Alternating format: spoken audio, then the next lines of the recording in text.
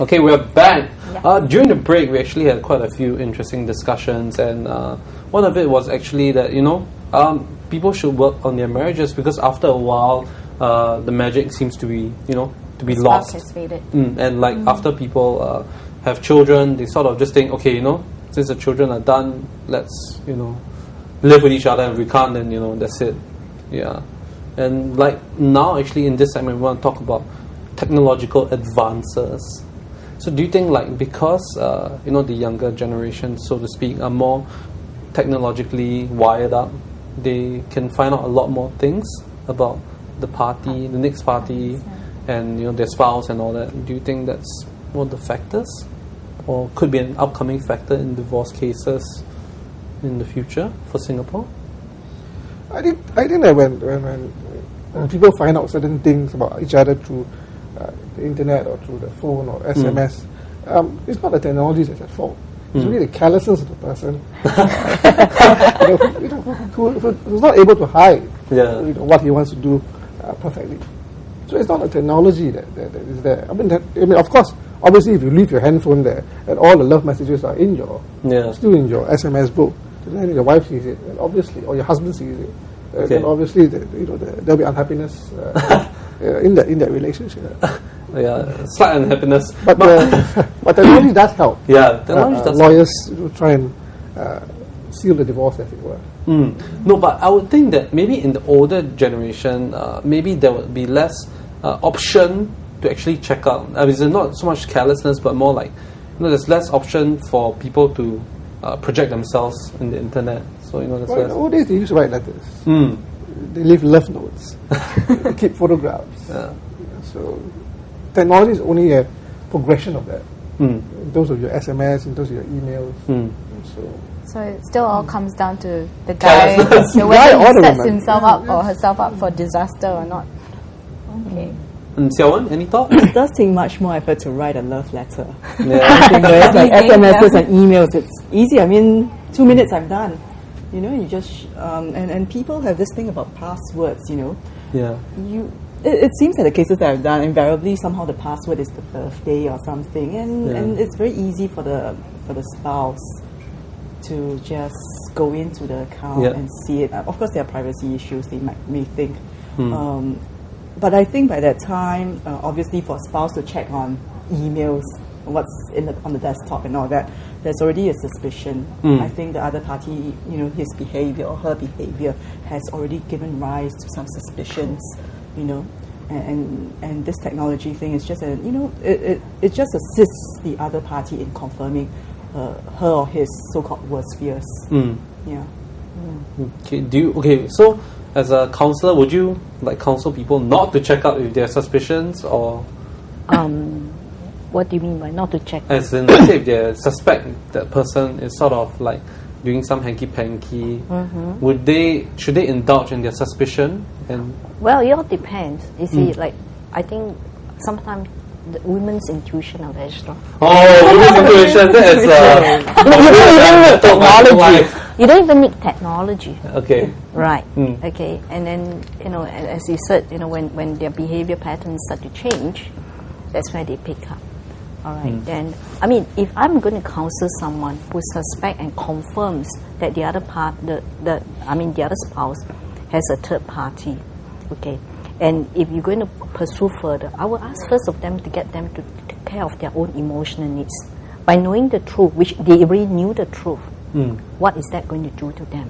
I always ask them, because I have cases whereby they pay the PI, private investigator, to go around. After looking at the report, seeing the photo, they get even more upset, knowing what has happened. So the other option is, if the other party willing to come back and take a look, together, to look at their marriage, I most welcome, them to say, what is it? What has gone wrong? Is there any hope? All right? Because sometimes there is a possibility where after the other party realize how much the family meant for them. You see, yeah. And it's tough when they have set up, we call a branch. A branch means they have an affair and then they have more children kids, over the other side. So this is a common term that we hear from couples saying, he has established another branch elsewhere. So that is very difficult. But the thing is that when one party is suspecting the other party, I would ask, is it worth investing your time, okay, while you are healing because of this betrayal, to spend time going on to be suspicious of the other person? What is that going to do to you? Yeah. You know, as so a you being. sort of like you impair yourself also, impair the relationship. Further. You've not only impair yourself, it's like you're on the verge of recovery. You need to stand up to face the at the end, you got to decide what you want to do with it, how you want to go on with life. But knowing the truth, which already is there, what is that going to do? Will that change the history around? Unless the other party is willing to come back. I think we normally work on that. Yeah, so it's tough because you can't help it. I still want to know what's true. I want to know why he did that to me or why she did that to me. So, human mind is such, they can't help it. And that's where counseling comes in with the support. Yeah. Are you seeing more younger couples nowadays? With more, issues about trust? Not really. Because I would think that in an increasingly globalized world where we travel to work and we travel maybe for assignment in some other country, that all these doubts I wouldn't and say suspicions would younger come couple, maybe in their 30s. Okay, maybe the young adults, the 30s. Yes, because of their work, having to travel overseas and all. But again, just now I look at technology. I said on the flip side, actually, is technology does help. You see. Yeah, now with Skype and all that, again, I come back to this emotional bonding and attachment kind of thing.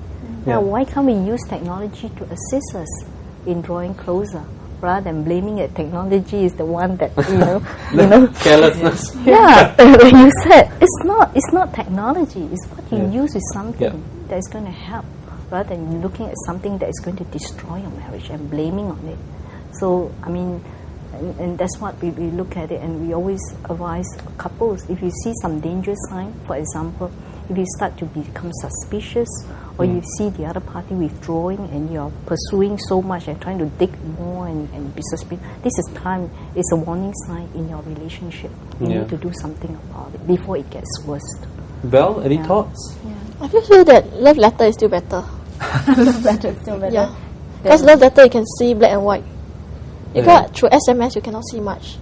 As long as like SMS you can see a bit, but you can print it out as evidence. Yeah. Yeah. Evidence is such a strong word. This is evidence that we are in love. I had this guy who used to draw beautiful pictures to send to his girlfriend. Beautiful, a whole album of beautiful flowers and trees. Yeah. Just to court the girl. Of course, the woman was married. Okay, no, because we are running out of time. Actually, we ran out of time. So maybe last words before we close the show. Yeah. We go from left to right. Try and save the marriage. It's more important than anything else. Otherwise, come see you. And then lawyers will help try to make it as painless and end as possible. But I usually do ask my clients, is it really the end for you? But in any marriage, it takes two to clap, as one of the gentlemen said just now in the interview. Well, I look at it as remember why you want to be together. All right, really look at why you want to be together, and constantly remind that in a relationship, affirming each other, appreciating each other is an ongoing thing. So that's the reason I mentioned about emotional bonding. Work on your emotional bonding. Well, I still feel that you should communicate more. That is a better thing in life. Okay, I think that's all the time we have for tonight. For me, I feel that if you can't stand your wife and all that, get a bigger house and then, there's more space. Because space is always an issue. It's always a good solution. Yeah. For me, I think just try and communicate better. It's the same thing. It all boils down to communication. Women's intuition, right? Or okay, thanks a lot for joining us tonight. Yep. Good night.